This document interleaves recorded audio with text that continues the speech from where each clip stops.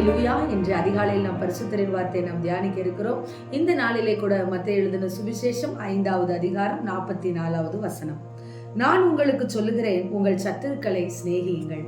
ஆம் தேவஜனமே, நம்முடைய சத்துருக்களை நாம் யாரையெல்லாம் பகைத்திருக்கிறோமோ, யாரெல்லாம் நம்மை பகைஞராக எண்ணுகிறார்களோ, யாரெல்லாம் நமக்கு விரோதமாய் முறுமுறுக்கிறார்கள், கேடு செய்ய நினைக்கிறார்களோ, அது உங்கள் உறவுகளாய் இருந்தாலும் சரி, உங்கள் உறவினர்களாய் இருந்தாலும் சரி, நீங்கள் வேலை செய்கிற ஸ்தலத்தில் இருந்தவர்களாய் இருந்தாலும் சரி, உங்கள் அக்கம் பக்கத்து வீட்டாராய் இருந்தாலும் சரி, அவர்களை சிநேகிக்க கற்றுக்கொள்ளுங்கள்.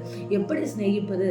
முதலாவது அவர்கள் நம்மை குறித்து சொன்ன தூஷணத்தை நீங்கள் மறந்து விடுங்கள் தேவஜனமே. இதுதான் தேவனுடைய பண்பு.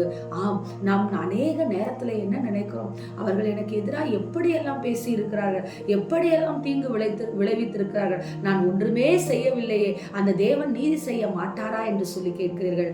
நம்முடைய தேவனுடைய குணம் என்ன தெரியுமா? அவர்களை நாம் மன்னிக்க வேண்டும் என்று சொல்லிதான் இந்த நாளிலே சொல்லுகிறார். உங்கள் சத்துருக்களை சிநேகியுங்கள் என்று சொல்லி அப்போஸ்தலர் நடபடிகளை நாம் பார்க்கிறோம். ஸ்தேவானை கல்லெறிந்து கொள்ளுகிறார்கள். மரணம் வருகிற சூழ்நிலை, மரணிக்கிற வேளையிலே, அப்பா இவர்களை மன்னியும் என்று சொல்லி இதோ அவர் அவர்களுக்காக, சத்துருக்களுக்காக ஜெபிக்கிறதை நாம் பார்க்கிறோம். ஆம் தேவஜனமே, இயேசு கிறிஸ்துவை போல ஸ்தேவானம் இவர்கள் மீது இந்த குற்றத்தை சுமத்தாதிரும் என்று சொல்லி அவன் உயிர் விடுகிறதை பார்க்கிறோம். எப்படிப்பட்ட அன்பு!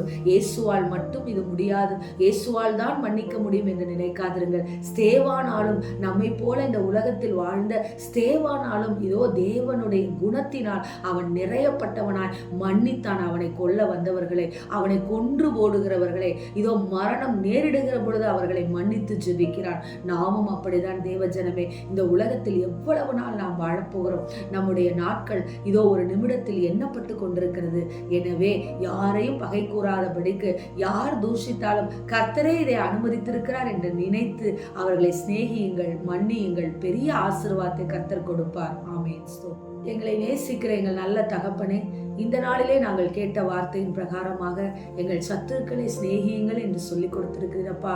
அப்பா ஸ்தோத்திரம் கர்த்தாவே, இந்த கிருபையை எங்களுக்கு கொடுங்கப்பா. அநேக வேலையில இருதயத்தில் ஆண்டவரே அப்பா, நாங்கள் மனம் கசந்த ஆண்டவரே, இப்படி பேசிவிட்டார்களே, அப்படி சொல்லிவிட்டார்களே என்று சொல்லி மனதிற்குள்ளாரே குமிறி நாங்கள் அநேக ஆசீர்வாதங்களை இழந்து விடுகிறோம் அப்பா.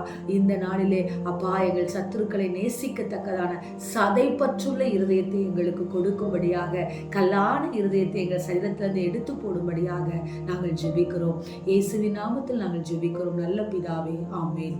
Price the lord. ஹல்லேலூயா.